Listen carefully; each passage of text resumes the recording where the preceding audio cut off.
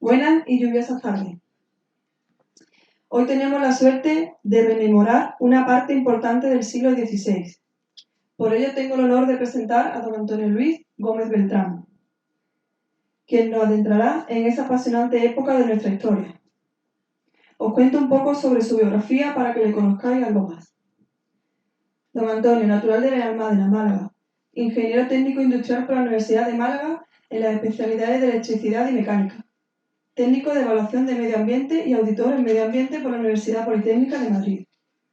Además de acumular numerosos cursos de formación de posgrado en materia de seguridad industrial, instalaciones, contaminación acústica, etc. Durante 17 años ha sido miembro de la Junta de Gobierno del Colegio Oficial de Ingenieros Técnicos Industriales de Málaga. Desde el Ayuntamiento queremos agradecerle, ya que es un verdadero lujo poder contar con su presencia hoy aquí. Os dejo con don Antonio. Un fuerte aplauso para él. Gracias, buenas tardes.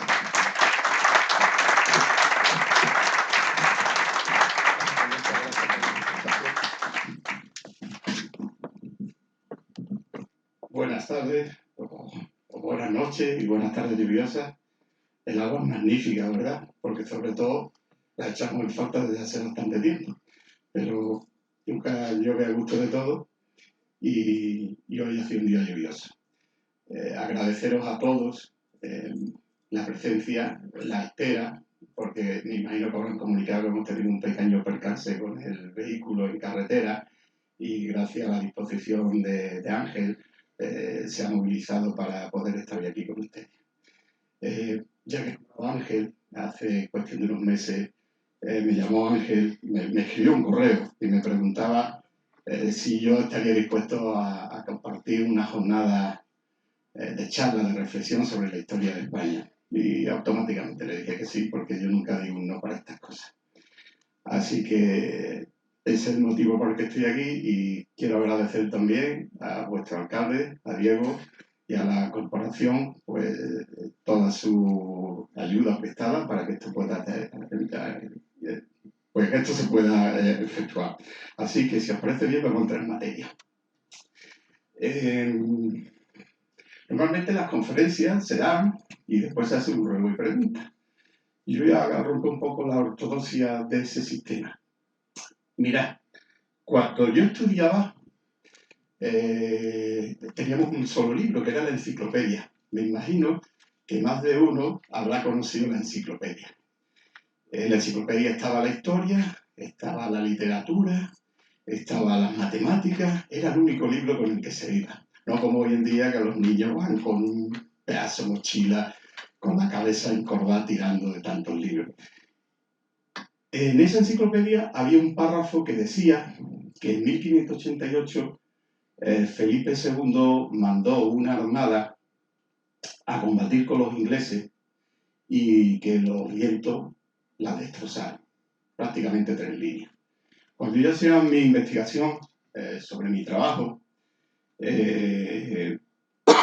quise ver lo que mi hijo estudiaba en aquella época. Él estaba en segundo de eso, cogí su libro y seguía diciendo lo mismo. Que poco había cambiado el contenido de la historia. Para usted, para la mayoría de los que estoy aquí, probablemente la Armada Invencible os suene porque ha sido una derrota humillante para la Armada Española y para los destinos de la corona española. Probablemente os suene por eso. Os voy a hacer una pregunta. Excluyendo a los que conocen mi teoría, que han leído mis libros, que han estado en otras conferencias, yo al resto os preguntaría, ¿seríais capaces de decirme 3 cosas que sepáis de la Armada Invencible? ¿Nadie se atreve? Por ejemplo, que fue una derrota total de la Armada inglesa contra la española, que los marinos españoles eran muy malos navegantes y que utilizaban tácticas de galera y que por lo tanto no sabían combatir, y que tenían los ingleses una extraordinaria artillería con la cual pusieron en franca derrota a los barcos españoles. Seguro que esos mitos os suenan. Pues mirad, estos mitos surgen en el siglo XIX cuando Inglaterra, o la Gran Bretaña, que ya en aquel momento era la Gran Bretaña, estaba buscando un mito fundacional para decir por qué nosotros en el siglo XIX somos la mayor potencia mundial y naval del mundo.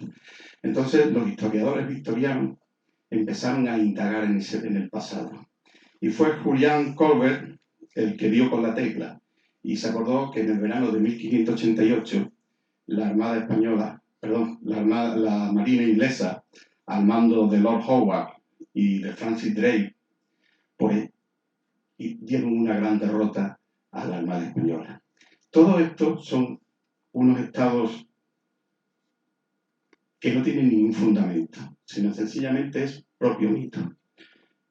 En los siguientes ratos voy a intentar de haceros ver, visionar otro punto de la historia que nunca se ha contado. ¿Por qué? Porque caló tanto lo que contaban los historiadores ingleses en el siglo XX, en el siglo XIX, en el siglo XX, que los propios historiadores españoles lo que hicieron fue copiar esas fuentes inglesas sin necesidad de indagar o de buscar. Eso fue modificándose con el tiempo. Y en el siglo pasado, cuando se celebraba el 500 aniversario, ya hubo una tendencia de ciertos historiadores españoles que cuestionaban lo que nos contaban de la Armada Invencible. Y dos historiadores, un americano y otro inglés, Geoffrey Parker y Colin Martin, pues publicaron un libro que era La Gran Armada de 1588, que aparentemente daba un giro a la situación. Pero yo nunca me convencí de ese giro y eso fue lo que desde ese momento me hizo investigar y me hizo acceder a mucha documentación para poder entender lo que había ocurrido. Aquí tenéis una imagen que representa el galeón San Martín. Era la nave capitana que condujo a la Armada Española en ese evento. Porque a todos no todos estáis aquí probablemente porque la conferencia es sobre la Armada Invencible.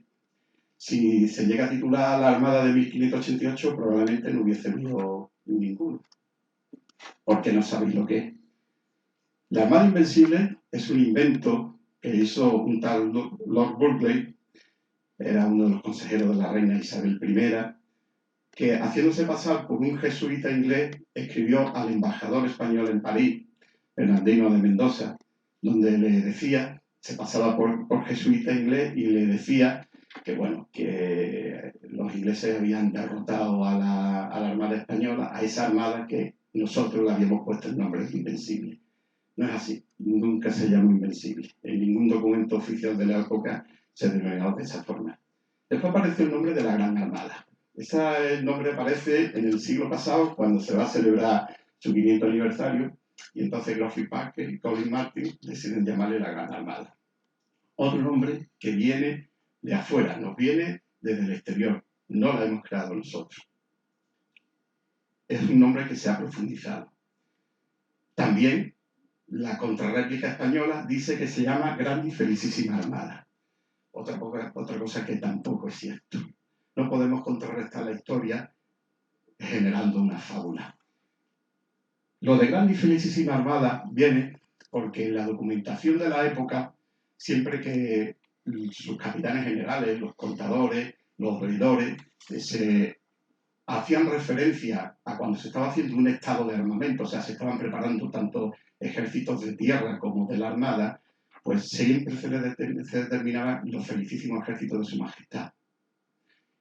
Y muy curioso, en todos los documentos, felicísimos siempre aparece en minúscula y armada en mayúscula. Verdaderamente, el nombre que le corresponde sería la Armada de 1588, dentro del operativo de la empresa de Inglaterra. ¿Qué es lo que quería hacer el operativo de la empresa de Inglaterra? Pues probablemente pensaréis, que os habrán dicho montones de veces, de lo que sé que pretendía hacer era introducir el catolicismo, o mejor dicho, más que introducir, recuperar el catolicismo en Inglaterra. O sea, la idea era eliminar a Isabel I y Felipe II, con la connivencia del Papa, pues hizo un plan para derrocar a la reina, quitar el anglicanismo y volver a introducir el catolicismo. Ese es otro de los grandes mitos que la historiografía inglesa nos ha hecho llegar. No fue así. Había muchos intereses muy grandes. Tenéis que pensar que cuando hablamos de historia no podemos juzgarla con los pensamientos éticos y morales que tenemos hoy en día. Tenemos que hacer un traslado y trasladarnos al siglo XVI. Y tenemos que pensar como ellos pensaban para poderla entender. ¿Quién era el Papa en el siglo XVI? Pues para que lo entendáis, la ONU. Hoy en día correspondía a la ONU. Los reinos en aquella época se declaraban o se hacían la guerra o llegaban a acuerdos de paz según el concordato que diese el Papa, porque se consideraba que era la parte suprema gobernante que podría poner paz entre todos los reinos. Entonces el papado tenía la función de lo que hoy en día es la ONU. Cuando Felipe II decide la campaña, la operación de la empresa de Inglaterra, no tiene como objetivo restablecer el catolicismo por orden del Papa. Los objetivos son mucho más terrenales. En aquella época, las coronas españolas eran la mayor potencia naval del mundo, era la mayor potencia económica del mundo, era el mayor imperio del mundo, o sea, eran los Estados Unidos de hoy. Y por lo tanto tenían que defender sus intereses. Inglaterra en aquel momento era un país pobre, pero era un país que tenía intenciones de crecer, era un país emergente. Y cuando alguien quiere emerger, ¿contra quién tiene que luchar? Pues contra la potencia que existe en aquel momento. Así que, como sabéis, los países, lo que se denominan los Países Bajos, los Flandes, eran un reino que era un reino parte de las coronas españolas. Y ahí se había producido una rebelión por parte de las provincias del norte. Había una guerra civil, quien quería la independencia, quien no quería la independencia. Y ahí se produce una injerencia por parte de los ingleses. Además, en 1585, Drake atacó Cádiz, haciendo una gran escabechina y conquistando la ciudad durante varios días. Habían hecho ya incursiones sobre las colonias, sobre los territorios españoles de América, saqueando ciudades, robando, y entonces se estaba produciendo una serie de injerencias en la política exterior española. Y eso fue lo que movió al rey Felipe II a preparar la operación de Inglaterra. Y para eso se tenían que dar varias circunstancias. No fue una cosa de una locura, sino sencillamente que se fue pergeñando una serie de elementos por los cuales se tenía que conformar el contexto donde esa operación operativo de empresa se tenía que llevar a efecto. Primero, se tenía que conseguir la paz en los Países Bajos. En aquella época, Farnesio prácticamente había conseguido calmar la situación después de bastantes victorias militares. Había que hacer un contrapeso sobre la otra potencia que podía hacerle sombra a España, que era Francia. Por lo tanto, se estaba subvencionando y fomentando las guerras civiles en Francia para que entre católicos y hugonotes estuvieran peleándose. Además, se había hecho un gran esfuerzo con el rey de Dinamarca, con la serie de otros reyes, donde se habían dado sobornos, subvenciones, para que todo el mundo se mantuviese apartado. Y se había hablado con el Papa para que el Papa diese la bendición de la operación. Y a cambio se le decía que se iba a convertir al catolicismo, retomar el catolicismo en Inglaterra. Pero la verdadera función que se buscaba era intentar derrotar a Inglaterra para que no tuviese injerencia en el asunto de Flandes, para que la piratería del Canal de la Mancha no tuviese más incidencia en las líneas de comunicaciones españolas y para que los piratas ingleses no fuesen a atacar en todas las ciudades que se estaban creando en la costa de América, ¿no? Y ese era el objetivo. Bueno, como sabéis, el objetivo fracasó. Y ese fracaso, la historiografía inglesa ha sabido convertirlo en una gran derrota. Siempre se habla de la Gran Armada, que era de 130 buques de guerra. Siempre os habrán dicho que la calidad sobresaliente de los galeones isabelinos, los galeones eran los barcos de guerra de la época, los fragatas, los destructores que hoy en día, pues eran los galeones, porque la calidad sobresaliente de los galeones isabelinos era superior a los españoles. Sobre la capacidad de fuego, que si la artillería inglesa naval casi llegaba a disparar 10 veces más rápido que los españoles, que sobre la superioridad táctica naval, o sea que los españoles utilizaban las tácticas de galera, pero no sabían utilizar la nueva táctica del combate en línea y el combate al cañón. Y que se perdieron 60 barcos, etcétera, etcétera, etcétera. Bueno, yo estuve casi 10 años estudiando este asunto y dio lugar a la publicación de mi tesis bajo este libro, por si alguno tiene interés en indagar, porque aquí son pinceladas y hay muchas más cosas que se pueden, que tenga conocimiento, que quiera tener más conocimiento, puede indagar. Como veis, utilizo la tecnología digital, porque el ratón no funciona, entonces estoy utilizando la tecnología digital.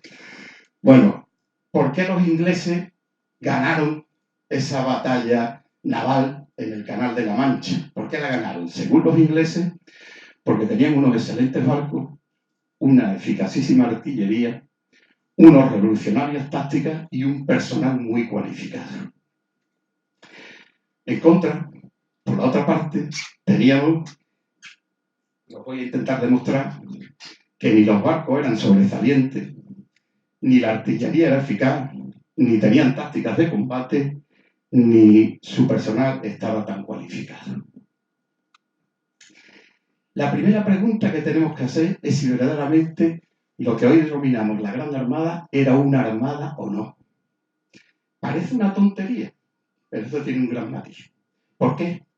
Porque si fue una armada o una gran armada, el hecho del resultado que se dio en los combates del Canal y en el último día, el 8 de agosto en Gravelines, dirían que los marineros ingleses fueron una gente extraordinaria combatiendo. Dirían que tuvieron grandes tácticas y dirían que fueron unos héroes que salvaron a su país. Pero si no llegase una armada, hubiese sido otra cosa. A lo mejor los marineros ingleses lo que hicieron fue el ridículo y se comportaron como piratas. Bien, ¿y cómo sabemos si era una armada? A que todos estáis acostumbrados a escuchar hoy en día en televisión de decir la sexta flota de los Estados Unidos. La capacidad de medio que tiene la Armada Española con sus barcos, sus portaaviones, su infantería marina, se llama la flota.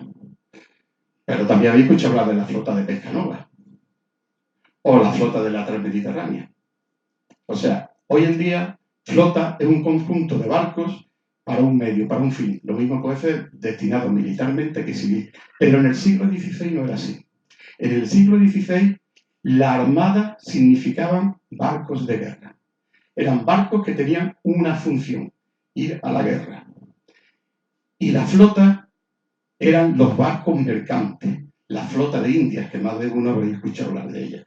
En el siglo XVI el concepto se dividía claramente. Por un lado estaban las flotas, que eran todos barcos mercantes, y por otro lado eran las armadas, buques de guerra. Entonces, si la armada, la mal llamada Armada Invencible era una armada, pues los ingleses hicieron un gran trabajo. Pero ¿y si fue una flota y no consiguieron derrotarla? Entonces lo que hicieron fue un fracaso, como yo lo titulo en mi tesis. Mirad, en aquella época van a hacer una serie de tablas, pero yo las voy explicando, ¿eh? Esos números porque los técnicos, como bien ha dicho mi presentadora, somos los ingenieros, nos gustan mucho los números. Entonces lo demostramos todo con números. Mirad, tenemos galeones, galeazas y galeoncetes. Esos son barcos de guerra. De aquella época, esos eran barcos de guerra. Después tenemos naos, urcas,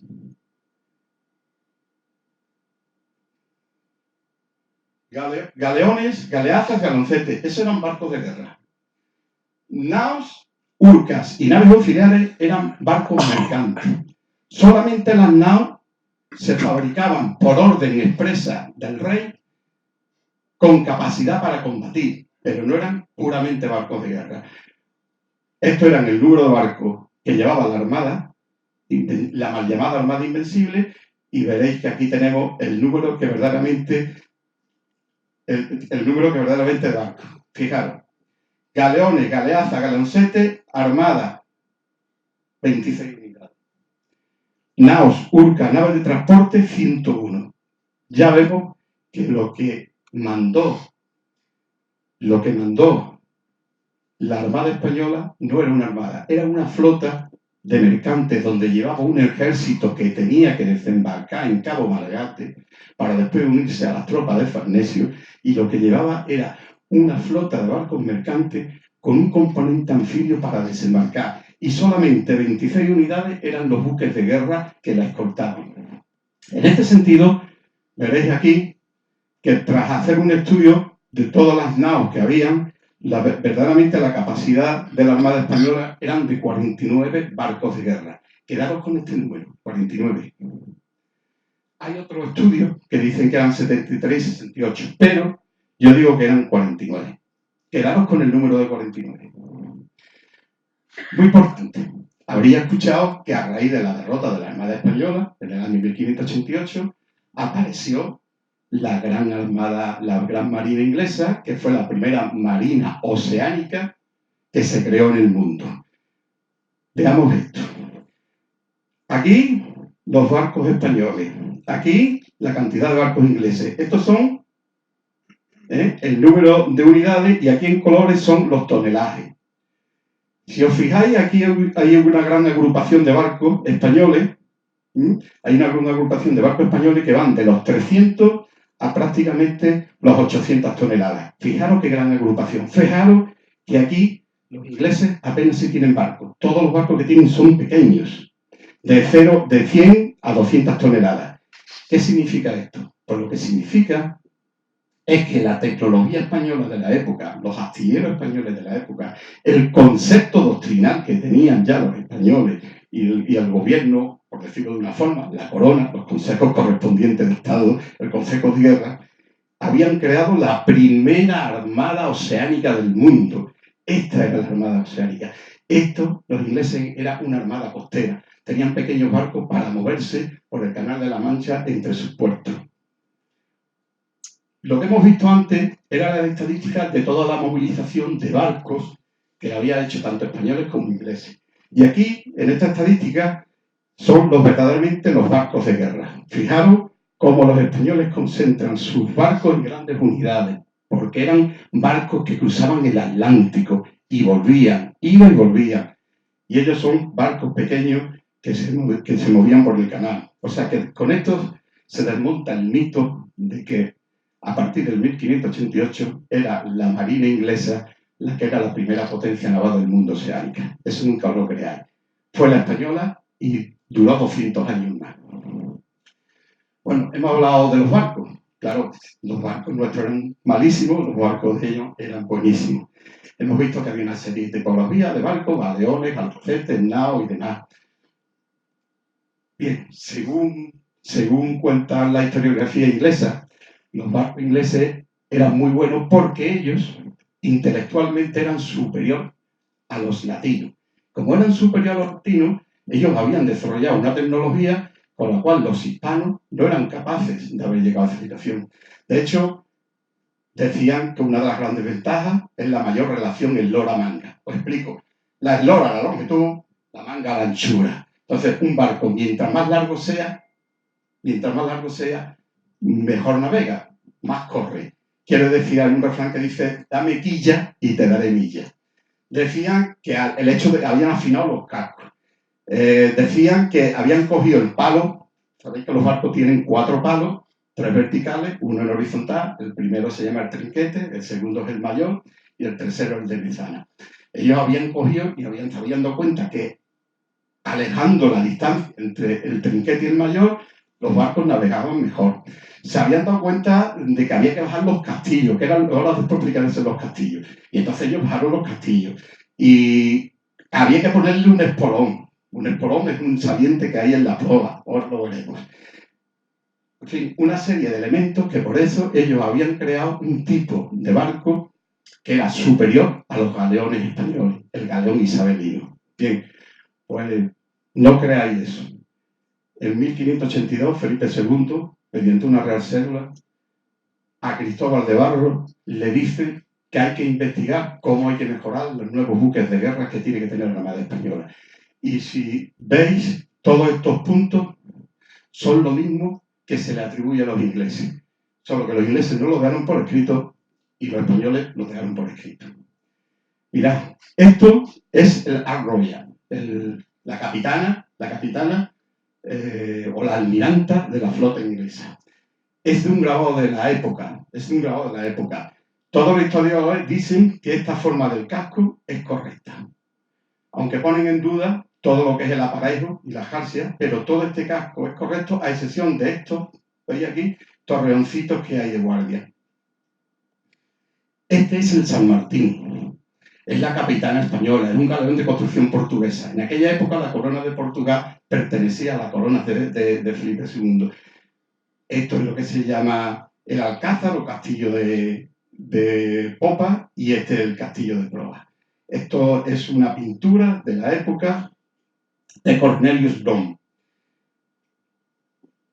Esta es la interpretación del San Martín hecho por un historiador español ya fallecido que a través de los sistemas constructivos de la época consiguió reconstruir lo como se debería ser un galeón de guerra español. Esto que tenemos aquí es la popa, este es el alcázar o el castillo de popa, este es el castillo de proa, esto es el espolón y desde aquí hasta aquí es lo que se llaman los lanzamientos. Entonces, en aquella época los barcos que más finos fueran, pues podían navegar más rápido. Pero había una cosa muy, muy fundamental en los barcos de la época y de hoy en día los barcos de vela. Contra el viento no se puede navegar, porque sabéis que quien impulsa es el viento. Entonces, contra el viento no se puede navegar. La única forma de navegar contra el viento es lo que se llama haciendo bordadas. Si el viento viene de allí, yo no puedo navegar en aquella dirección, sino que tengo que navegar en esta dirección y cuando llego a este punto, tengo que navegar en esta dirección. ¿Por qué? Porque las velas tienen que tener una posición donde reciban el viento que le den empuje. Eso en aquella época se llamaba navegar de bolina. Hoy en día es navegar ciñendo el viento, la ceñida. Hoy en día los barcos ciñen, sobre todo los barcos de deporte, ciñen con un gran ángulo. Antiguamente no se podía ceñir con un gran ángulo. Lo máximo que se tenía era precisamente unos 70 grados lo que se podía llegar, que son unas 2/3 cuartas. Pues gracias a que la historiografía inglesa consiguió reconstruir al Ark Royal, que es este que está aquí, y gracias a que otros historiadores españoles consiguieron reconstruir como debería ser San Martín, se pudo hacer una comparativa. Veréis que no eran tan diferentes los barcos. Veréis que no había tal superioridad, solo había concepto de uso. Los españoles decían que había que abordar. El último fin de una batalla nada más era destruir todos los barcos enemigos y por eso había que abordar. Y para eso se necesitaba que los castillos fuesen un poquito más altos porque es más fácil al que está abajo darle un garrotazo que el que esté abajo me dé un garrotazo a mí. Y ese era el concepto, era la doctrina. Bueno, ya veis que los barcos, pues muy rápido, quería echarle más tiempo, veis que los barcos prácticamente no había diferencia. De hecho, de los barcos isabelinos, de los galeones isabelinos, solamente de los 226 barcos que moviliza la Marina inglesa, solamente había 7 de nueva construcción y el resto eran reconstrucciones. En total le llegaban hasta 15 barcos, no había más. De los barcos de Cristóbal de Barro había 9. O sea, ¿por qué? Porque era un impuesto, una apuesta por la innovación que se estaban haciendo en varios reinos, pero la cabecera de esas innovaciones se hacía en los astilleros españoles del norte, de Cantabria y de lo que son las provincias vascongadas, porque el País Vasco no existía en aquella época, y en Lisboa. Porque los galeones, la mayoría de los galeones más poderosos que tenía la Armada Española eran de construcción portuguesa. Bueno, llegamos aquí a este asunto. La artillería fue lo que destrozó a la Armada Española. Vamos, la desintegró, le hundió un montón de barcos. Ya veremos cuántos fueron. Ellos decían, o los historiadores ingleses dicen, que eso se produjo porque ellos tenían un arma secreta, que era la cureña de carro o 4 ruedas. La habréis visto en muchas películas, ¿no? Los cañones navales en unos cajoncitos con 4 ruedas muy chiquititas que entran y salen, la cargaban y demás, ¿no? Entonces, dicen que tenían un procedimiento de uso reglado. ¿Cuál es el procedimiento de uso reglado? muy fácil. Sabían sacarla, sabían meter la pólvora, sabían meter la estopa, después sabían meter la bala y después sabían llevarla a su posición. Y tenían una cualificación profesional muy grande. Bueno, pues esos son los grandes triunfos que, según la historiografía inglesa, ellos tenían, porque los españoles tenían un sistema inadecuado de pieza cureña, no sabían cargar las piezas artilleras y después resulta de que sus artilleros y demás pues no tenían ningún tipo de conocimiento, eran una gente matada, unos nulos, no tenían conocimiento de nada. Esta es otra de los mitos que ha hecho llevar a la creencia. Fijaros lo que os pongo aquí. Esto es, según un historiador inglés, Colin Martin, lo que sería una pieza de artillería española que iba en los barcos. De aquí a aquí, 6 metros de longitud. Se basa en una prospección arqueológica de la Trinidad Valencera, que era una de los mercantes que se hunde en Irlanda por los temporales, he dicho, de los mercantes, no de los barcos de guerra. Entonces, a raíz del descubrimiento, organizó y dijo, bueno, pues esto es un cañón español. Y tan fue así que llegaron a reconstruir una pieza, llegaron a hacer unas pruebas para demostrar que este sistema artillero no tenía validez y de hecho lo compararon con la cureña de 4 ruedas. Bueno, pues esta pieza se tardaba en cargar 2 minutos y medio más que la inglesa. Estos son marinos de la Royal Navy y cosa curiosa, que fue lo que a mí me sospechó. Esta pieza de artillería larguísima no es española, esos escudos son ingleses. O sea que todo fue una apuesta que se hace para sencillamente poder convencer de que su verdad no es una mentira. Por cierto, esto lo grabó Televisión Española, es lo que más me lamento mucho, porque es un programa de televisión española. Bueno, en vista de esta situación, yo hice una investigación de si era verdad que esas cureñas podían hacer así. Resulta de que en toda la documentación que tengo en mi poder, la puedo analizar, había muchas epístolas, muchas cartas entre Felipe II, Juan de Acuña, que era el capitán general de la artillería, y el marqués de Santa Cruz, que era el que primero iba a dirigir. Y era muy curioso, siempre decían, te mando tantos cañones con encabalgamiento de mar y encabalgamiento de tierra. Uy, esto es el encabalgamiento, ¿qué es lo que es? Pues muy fácil. A las cureñas se le llamaba encabalgamiento. Y los españoles utilizaban para el mismo cañón 2 tipos. Una que era de mar y otra que era de tierra. Claro, me puse a indagar cuál podría ser la de mar. Pillé 2 pistas. Una a través de un insigne autor del siglo XVI, García de Palacio, que decía que las cureñas de los barcos eran de cola corta.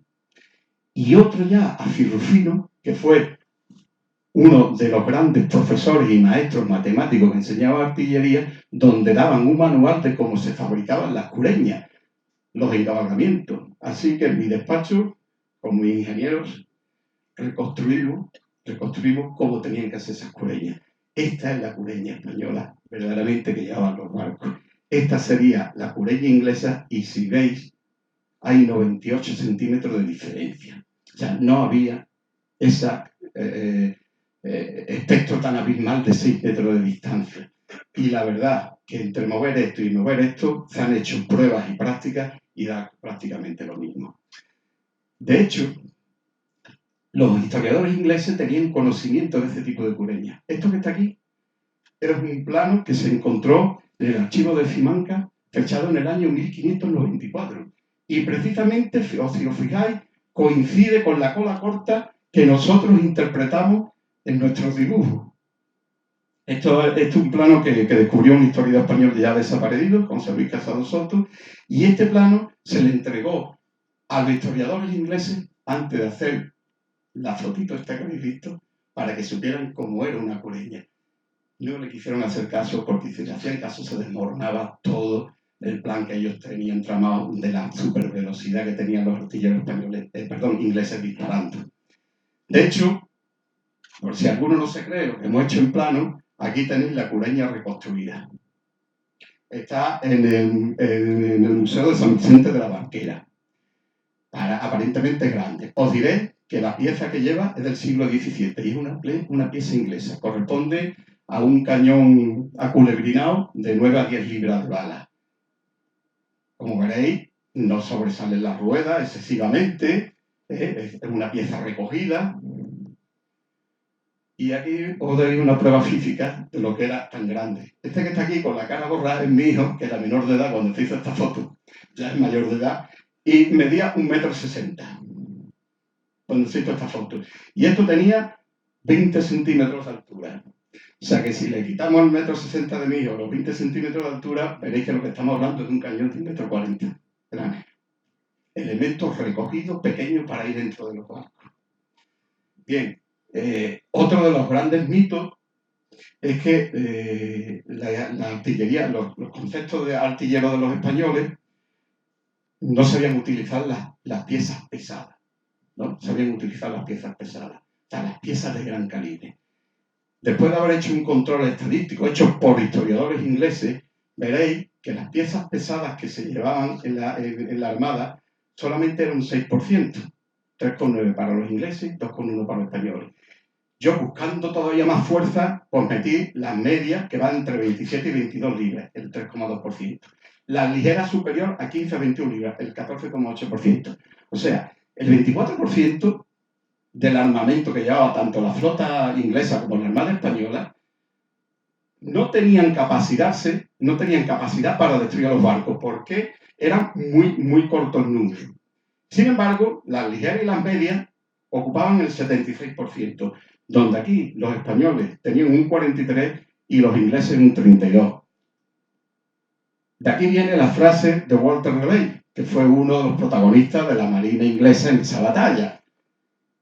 Esos grandes cañones, faltos de pólvora y bala, se hirieron solo como ceros y espantapájaros. ¿Qué es lo que me estaba diciendo? Que es una falsedad que los ingleses utilizaban cañones de gran calibre y que con esos cañones de gran calibre destrozaban a los barcos españoles. Porque no tenían balas, no podían usarlo y solamente tenían un 3,9% de toda la artillería. Entonces, la pregunta, si esa artillería era tan potente, ¿cómo de eficaz pudo ser? ¿Cómo podía ser de eficaz? ¿Daría a 5.000 metros en un barco? ¿Le haría un agujero? ¿No le haría un agujero? ¿Daría en el blanco? ¿No daría en el blanco? Mirad, no leeros la tabla. ¿Veis lo que hay aquí? Aquí dice 5,3 kilos. Esto que hay aquí es la capacidad que tenía la Marina inglesa de lanzar una andanada de cañón. La española, en vez de 5,3, era de 5. Muy poquita cosa. Pero ahora fijaros aquí. Los alcances de los cañones, el que estaba en la batería de arriba, podía llegar a 116 metros de distancia para que la bala llegara. Y solamente cuando inclinaban el cañón, podían llegar a 284 metros. Es decir, que ya estamos hablando que el combate a distancia no se pudo inventar en los combates del canal, porque la artillería en aquella época no tenía para alcanzar 1 kilómetro de distancia dentro de un barco. Mirad ahora esto. Si aquí hay un cazador o algún señor que se dedique al tiro olímpico, lo tiene claro. Una diana con un montón de blancos. Lo que estáis viendo al fondo es el galeón San Martín. Lo que estáis viendo aquí son una serie de puntos que mediante un algoritmo matemático se generaron porque los cañones disparaban al azar. O sea, no es como hoy en día que tú apuntas y vas, sino que era un sistema de unas bolitas que salían por la boca del cañón y podían salir en cualquier dirección. Bueno, pues esto es una simulación que se hizo donde se dispararon 70 balas a una distancia de 160 metros. Y aunque hay algunas que no dan en el blanco, determinamos que todos habían dado en el blanco, 100%. Alejamos el blanco a 320 metros de distancia. Solamente 18 impactos podían dar en el blanco. Fijaros la falta de precisión y de alcance que tenía la artillería. Luego, en ningún momento, en los combates del canal, la artillería inglesa pudieron actuar a larga distancia, como ellos dicen. De hecho, hay una frase de Drake en la cual él admite que los combates se hicieron por debajo de 100 metros de distancia porque era imposible de darle a los barcos. Bueno, aquí viene otra. como teníamos unos marinos y unos artilleros muy tontos, pues no se sabía cómo usarla. Y los ingleses sí, porque los ingleses, según los historiadores, alguna vez habían disparado con el cañón, pero los españoles eran unos negados, nunca habían disparado con el cañón. Pues mirad, en el año 1503 se funda la Casa de Contratación en Sevilla. Era la que se encargaba en realizar todas las travesías, preparar los comercios, la financiación de las flotas de India que tenían que ir a las Américas y volver de las Américas. Y entonces tenía un control tan estricto que solamente permitían que navegasen gente cualificada. De hecho, crearon escuelas de pilotos, escuelas de maestres y una escuela de artilleros. Hay constancia que desde 1575 en Sevilla había una escuela de artilleros donde se preparaban los señores que tenían que navegar en los barcos de la flota de India. Esos señores, para poder actuar como artilleros, necesitaban un título de artillero, un certificado. Y sin ese certificado no podían navegar. Podían navegar como marineros, como grumetes, como lo que quisieran, pero nunca como artilleros. Navegar con artillero era mejor porque la ración era más buena y además se ganaba más dinero. O sea que sabemos que desde el año 1575 existía una escuela de artillería donde se preparaban a los artilleros españoles. ¿Y cómo se les preparaba? Pues mira, desde el año 1530 hubo un piloto, el piloto de la Casa Mayor de la Casa de la Contratación, que ya generó y estableció cómo los barcos mancos son los barcos a vela, no son las galeras que van a remo, cómo tenían que combatir. Y en ese momento se había establecido la línea de trabajo en que los capitanes y todos los subordinados tenían que trabajar, desde el año 1530. Y a los artilleros se les decía, en el mar no se puede perder los disparos. O sea, no se podía disparar sin saber que el blanco era cierto. Segundo, hay que disparar cuando la distancia sea muy corta, porque si no, no ibais a dar. Y tercero, había que hacerlo con mucha mesura, con mucho temple, para asegurar el impacto. Así que los ingleses, ante su debilidad, ante su falta, desarrollaron una teoría, que era disparar muchos cañonazos hasta que alguno diera. Mientras que el concepto español era que en un barco que había muy pocas cosas y había que hacer economía de los medios y había que asegurar los impactos. Esa es la diferencia porque los españoles disparaban más lento y los ingleses más rápido. Los ingleses lo único que querían era disparar con objeto de poder conseguir algunos impactos y los españoles esperaban a tener el blanco seguro. Esa es una de las grandes diferencias. La finalidad de una batalla naval en aquella época era destruir todos los barcos posibles. Porque en una batalla naval, si no se destruían los barcos del enemigo, se iba todo el mundo y al día siguiente la flota que quisiera volvía a regresar al sitio y volvía a ser dominante del espacio marítimo. Entonces, para el concepto español, la finalidad de la batalla naval era destruir siempre al enemigo. Como el sistema español lo que decía era que había que hacer un desgaste artillero mientras se acercaban a los barcos enemigos y abordar, que efectivamente los españoles lo que hacían era abordar, pues los ingleses desarrollaron otra táctica, que es vamos a disparar desde lejos y que no nos aborden. Solamente eso era una debilidad. La infantería que embarcaban los ingleses no tenían la capacidad para luchar al abordaje con la infantería española de aquel momento, de los reinos de Felipe II, porque era los tercios la mejor infantería del mundo durante 150 años. Os voy a contar una cosa, que esto no lo va a contar un inglés. La nao Santa Ana de Tomás de Alsola en noviembre de 1587. Yo estoy hablando del verano de 1588 y me he retrocedido a 1587. Había escuchado hablar del galeón de Manila, ¿no? Este es el galeón de Manila. Iba de Manila a Acapulco. Bueno, pues se topó con un pirata, Cavendish, el 17 de noviembre. Y fue asaltada y fue tomada. Pero os voy a explicar cómo fue asaltada y fue tomada. El Cavendish lo primero que hizo, nada más de descubrir el barco español, fue navegar lo más rápido posible e intentar abordarlo. Lo abordó por estribor, se pegó contra ellos, pero los españoles se defienden y rechazan el abordaje, se despegan, hace otro segundo intento en la misma posición y los españoles los vuelven a rechazar y se despega. Y hace otro tercer intento por la proa, proa contra proa. A través de los espolones, los ingleses entran en el navío español, pero son otra vez rechazados y se tienen que retroceder. En vista de esta situación, los dos barcos piratas ingleses se ponen frente a la nao española, que era un barco mercante, y empiezan a dispararle artillería, bum, bum, bum, bum, muchos cañones, hasta que destrozan el barco. Entonces el capitán Tomás se rinde. Fijaros, los ingleses lo primero que hacen es abordar y después usan los cañones cuando ven que no pueden. Los españoles decían, primero hay que usar los cañones y cuando hemos desgastado al enemigo, abordamos. Por lo tanto, los ingleses en 1587 no sabían combatir a la distancia, como nos dicen los historiadores, porque aquí hay un ejemplo. Pero os voy a decir algo más. Fijaros si los marinos y los artilleros ingleses estaban tan mal preparados que la nao Santa Ana no tenía ningún cañón. Era un navío mercante. No tenía ningún cañón. El barco de Cavendish tenía 20 cañones y el otro, que era un poco más chico, tenía más cañones. No tenían ningún cañón. Pero es más, la infantería embarcada en el Santa Ana tenían 6 arcabuces, 6 rifles y el resto espadas. Fijaros, fueron rechazados los piratas en 3 ocasiones con los combates a sable y con los combates a pica, porque con 6 arcabuces no se podía hacer mucho más. Fijaros la falta todavía que los ingleses a esas alturas tenían del concepto naval de combatir.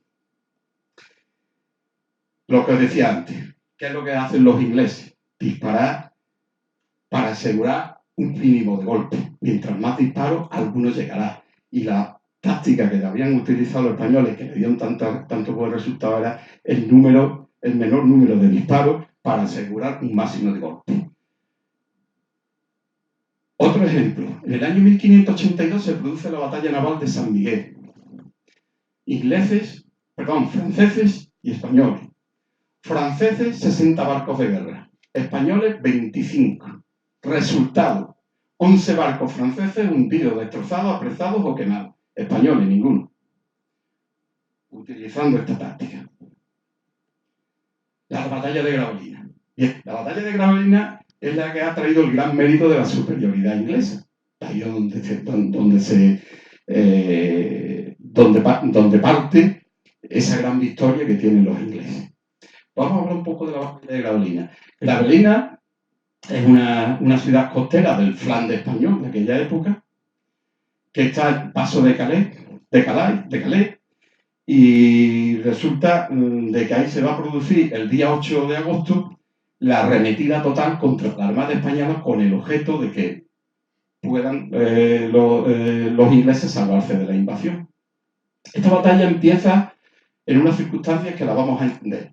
Resulta que los españoles llegan al paso de Calais y justo en su puerto deciden atracar mientras contactan con las tropas de Alejandro Farnesio para hacer el cruce. La marina inglesa, un poco más hacia abajo, atracan esperando a ver qué es lo que van a hacer los españoles y qué es lo que ellos van a hacer. Bueno, a los ingleses en ese momento habían fracasado en todos los combates que se habían producido durante el canal. Había habido combate el día 31 de julio, el 1, el 2 y el 4 de agosto. Y habían fracasado en todos esos combates. A alguien se le ocurrió, vamos a tirarle unos barcos a viento a ver si podemos romper la formación española. Porque la gran ventaja que tenían los españoles es que ellos sabían formar disciplinadamente para que los ingleses no pudieran entrar a atacarles. Bueno, pues la noche anterior, del 7 al 8, le mandaron una serie de barcos, 8 barcos ardiendo, y la Armada no tuvo más remedio que romper el fondeadero, largarse a la mar de noche, sin verse, pues esa armada se extendió a lo largo de bastantes kilómetros. De forma que el día 8, a la amanecida, solamente había 5 barcos españoles en la vanguardia. Uno en la cabecera, que era el San Martín, otro galeón, que era el San Marcos, otro el San Mateo y una nao, que era la Santa Ana. Y habían quedado esos 5 barcos. Esos 5 barcos a las 8 de la mañana empiezan el combate de Gravelines contra 100 barcos ingleses. Vamos a ir sumando. A las 8 de la mañana empieza un combate naval donde solamente había 5 barcos españoles contra 100 barcos ingleses. Lo primero que ocurre al enfrentarse a los primeros barcos es que hay un rechazo de esos 5 barcos contra los 100 primeros. De hecho, Drake se da la vuelta y desaparece. Ya no se sabe más de lo que ocurrió. Como el viento soplaba a favor de los ingleses, imaginaros, aquí tenemos a la Armada Española, los ingleses estaban aquí y el viento, ¿veis?, soplaba en esta dirección. Os expliqué antes que los barcos no pueden navegar en contra del viento. Por lo tanto, los barcos españoles se extienden en esta situación. Y aquí solamente quedan 5 barcos y aquí está toda la flota inglesa, quedan 136 barcos. ¿Qué ocurre? Estos 5 van a hacer frente a todo el mazo que se deja venir de los ingleses. ¿Qué hace el duque de Medina-Sidonia? Manda pedir ayuda al resto de los barcos, da órdenes para que todos estos barcos intenten regresar a apoyar la vanguardia española. Pero claro, había que navegar contra el viento. Eso nada más que lo podían hacer los galeones y las naos. Las urcas y las carracas venecianas no podían navegar, se tuvieron que quedar aquí, hasta el punto de que la batalla, cuando todo está al máximo y están más de 100 barcos ingleses combatiendo con los barcos españoles son 19. Coger los números, 19. A las 10 de la mañana hay 19 barcos españoles luchando contra más de 100 barcos ingleses. Pero a última hora, a las 12, los barcos españoles son... ¿Os acordáis del número que dije que reservarais en memoria? Unos dicen que fueron 40 y otros dicen que fueron 50. Pero lo que tenemos que deducir de aquí es que los barcos que combatieron en la batalla de Gravelines fueron entre 40 y 50, los únicos barcos de guerra que iban. El resto de los mercantes estaban todos por aquí. 130 barcos se lanzan contra primero 5 barcos, después 19 y después vamos a ser generosos con 50. ¿Qué ocurrió?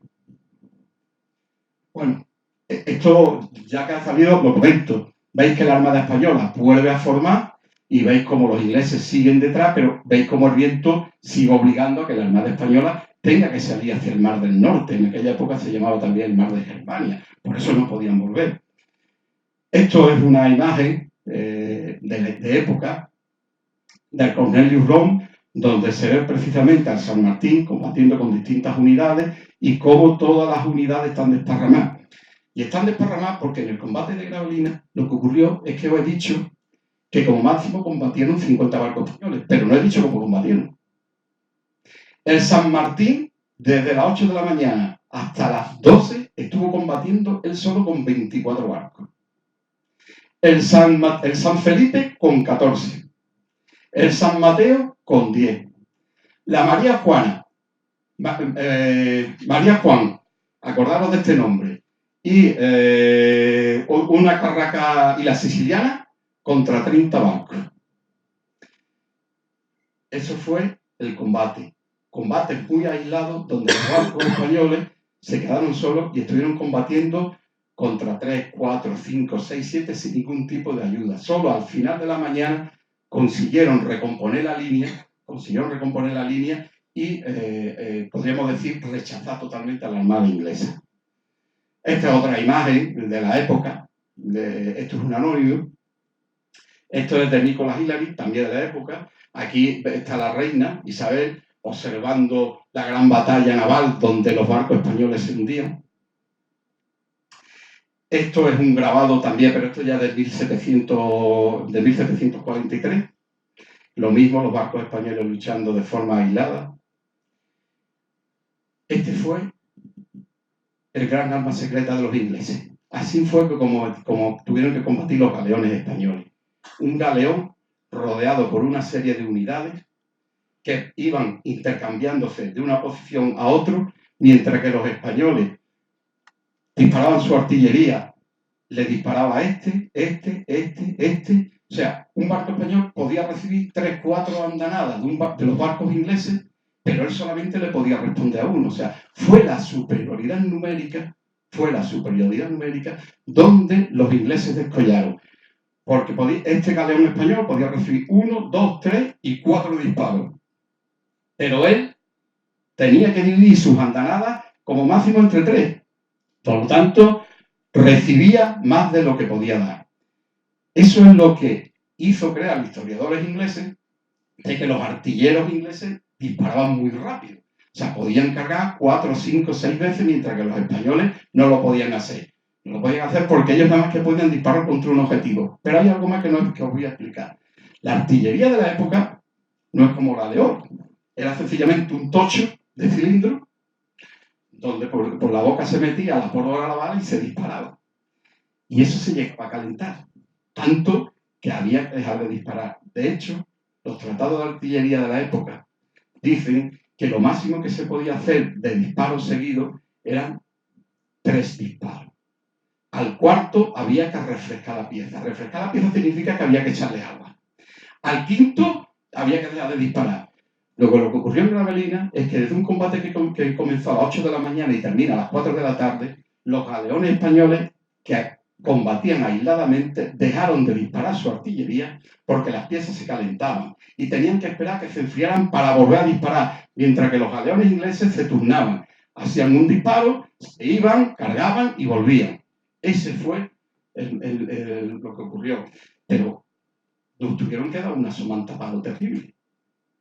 Vamos a ver las pruebas de las victorias, porque verdaderamente los ingleses ganaron.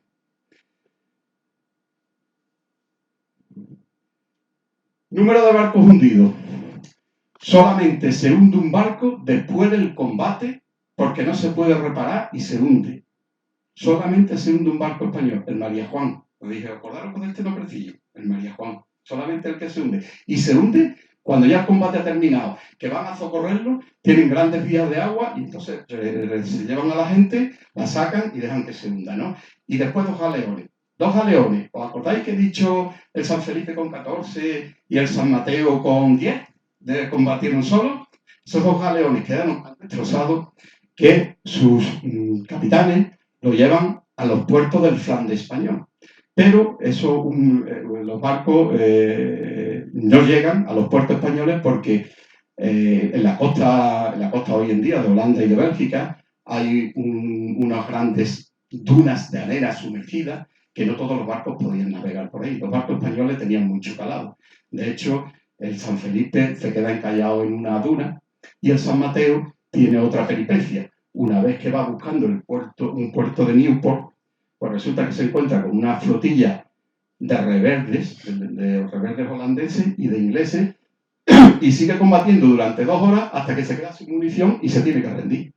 Esos son los 3 barcos que se pierden. No, retrocede. Barcos capturados. En ese combate ninguno. Los tesoros apropiados. Absolutamente de nada, porque no consiguieron desembarcar en ningún sitio. Prisioneros. Efectivamente, hubo prisioneros. El barco San Mateo que combate y se rinde fueron los únicos prisioneros, 200. Las bajas. De las bajas sí vamos a hablar un poco, porque sabemos las bajas españolas. Aproximadamente en torno de 800 por un lado y 600 por otro. 1.400 heridos entre muerto y herido, 1.400 personas. De los ingleses no sabemos nada, porque eso ellos nunca lo contaron. Bueno, parece que fueron muchos, pues sí son muchos, porque muertos ya es bastante, ¿no? Pero os he dicho San Felipe, os he dicho San Mateo y he nombrado la María Juan. El 50% de las bajas están precisamente en esos 3 barcos. El 50% de las bajas están en esos 3 barcos, en los 3 barcos que se pierden. Cosa lógica. El resto, 50%, está repartido entre los 40 barcos restos que van a combatir, a una media de 32 bajas por barco. Una media que era la estándar normal en ese tipo de combate. O sea, que no hubo una gran baja, una gran exageración de muertos. Los muertos de la Gran Armada vienen por otras circunstancias, que de eso no vamos a hablar en esta conferencia, que es cuando se hace la circunnavegación a las Islas Británicas y a Irlanda. Bueno, una pincelada. ¿Sabéis lo que es el combate en línea?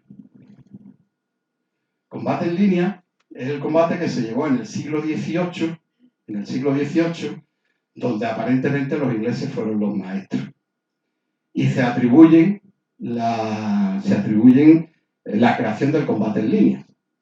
No es exactamente cierto eso. Habría que retroceder a las guerras anglo-holandesas a partir de 1655, donde hay 3 guerras anglo-holandesas, donde entre holandeses e ingleses van a hacer el combate en línea. Pero tampoco es cierto. Os he dicho que la doctrina española se había elaborado en el año 1530. La había hecho Alonso de Chaves. Y Alonso de Chaves decía que los barcos tenían que formar a la hila o en ala. La hila, en el siglo XVI, significaba la fila. Esto es un grabado de época que la historiografía inglesa dice, es de Robert Adam, y dicen los ingleses, los historiadores ingleses, que es un fiel reflejo de lo que ocurrió. Pues mirad lo que ocurrió, porque hay que saber interpretar las imágenes. Si los ingleses para ellos son válidas, nosotros también tenemos que sacar las consecuencias. La flota inglesa atacando a la Armada española. La flota inglesa va en casa. En casa quiere decir que van con la proa, disparando con sus cañones de proa. Aquí están los barcos mercantes españoles, que están defendidos por la Armada española, por sus galeones. ¿Y cómo están los galeones combatiendo? En línea. Desde 1530, Alonso de Chaves decía que los barcos mancos, los barcos a vela, tenían 2 formas de navegar para combatir. O en ala significaba que uno estaba aquí, otro estaba aquí, otro estaba aquí y otro estaba aquí, pero todos navegaban en un frente, pero inclinados. O tenían que navegar y combatir a la hila, en línea. Son los españoles los que en 1588 combate a la hila. Pero es más, os he hablado de 1582 de la batalla naval de San Miguel, pero la batalla naval de San Miguel se celebra el día 26, pero en realidad los encuentros empiezan el día 22 de julio. ¿Qué ocurrió el 24 de julio? El 24 de julio los españoles se enfrentan a los franceses. ¿Y cómo combaten los españoles? Y está dado por escrito en los informes de combate. Los españoles combaten en fila contra la marina francesa. O sea que otro de los grandes mitos de que Inglaterra, a raíz de esta batalla, creó el combate naval en línea y se convirtió en una potencia naval, es falso. Ya los españoles sabían utilizar eso. Estamos llegando ya a su fin y vuelvo a poner la imagen de mi libro por si alguno quiere profundizar. Y voy a hacer unos comentarios un comentario más, porque yo creo que nadie se atribuye o nadie verdaderamente es el creador de algo. Los españoles tenían por escrito cómo combatir a la hila a la fila, y después ese tipo de combate se pierde. ¿Por qué se pierde? Porque hay un parón entre la segunda mitad del siglo XVII, desde 1640 hacia adelante, 1639, cuando se celebra la batalla de las Dunas, que es una derrota de los españoles, bueno, entre comillas, es una derrota española, pero el objetivo estratégico se consiguió. La Armada española ya no vuelve a combatir en grandes batallas. Son ingleses y holandeses los que van a competir por el mar. Y no son los ingleses los que se convierten en la primera potencia naval, son los holandeses. Los holandeses fueron los que sustituyeron a los españoles, no los ingleses. Los ingleses tienen que llegar a la batalla de Trafalgar y al siglo XIX para convertirse en una gran potencia naval. Mientras tanto, durante el siglo XVIII hubo guerras. Sabéis que al principio del siglo XVIII en España se cambia de dinastía, ¿no? Entran los Borbones y se van los austracistas, ¿no? Y los pactos de familia llevaron a unas alianzas con Francia. Y hubo guerras con los ingleses. Hubo guerras con los ingleses que se ganaron, otras que se perdieron y otras que se volvieron a ganar. Cartagena de India, Blas de Lezo. Me imagino que más de uno habréis escuchado de eso, de Cartagena de Blas de Lezo. Pues esa guerra se ganó. Después la guerra de los 7 años se pierde, pero después la guerra de la independencia se gana, donde, en fin, donde hay un toma y daca entre la potencia naval española y la potencia inglesa. Y es a partir de la batalla de Trafalgar y el siglo XIX, verdaderamente, los ingleses se convierten en esa potencia. O sea, no a partir de la batalla de Gravelines, no a partir de la Armada Invencible. De hecho, la Armada Invencible lo que hizo fue aumentar el potencial de la Armada Española. Mirad, parece que la Armada Invencible, el suceso de la Armada Invencible ocurrió en 1588. Esto ocurre en una guerra que se declara en 1585 y termina en 1604, el 28 de agosto con el Tratado de Londres. ¿Qué es lo que ocurrió en el Tratado de Londres? Pues que todo lo que pedía la corona española se tuvo que cumplir por parte de los ingleses, a excepción de una cosa. Los españoles iban a respetar la corona de Isabel, que Isabel ya no estaba, había muerto y ya estaba Jacobo I, pero se iba a respetar. El resto tuvieron que firmar no ir a las Américas, tuvieron que retirarse de los países rebeldes de Flandes, tuvieron que quitar la piratería del canal y tuvieron que prohibir que sus piratas fueran a América. O sea, al final la guerra se termina con un triunfo español. No sé si os he cansado o he aburrido, no sé el tiempo que llevo hablando, si ya está ahí gana. Pero por mi parte, podría contaros más cosas, pero tampoco quiero alargar mucho más la situación. Así que si me dice la autoridad, si hay un turno de preguntas o damos por finalizado, yo agradecido de que todos estéis, que lo hayáis escuchado, que no haya sido una verborrea y que por lo menos saquéis algunas ideas. Claro, muchas gracias por vuestra asistencia.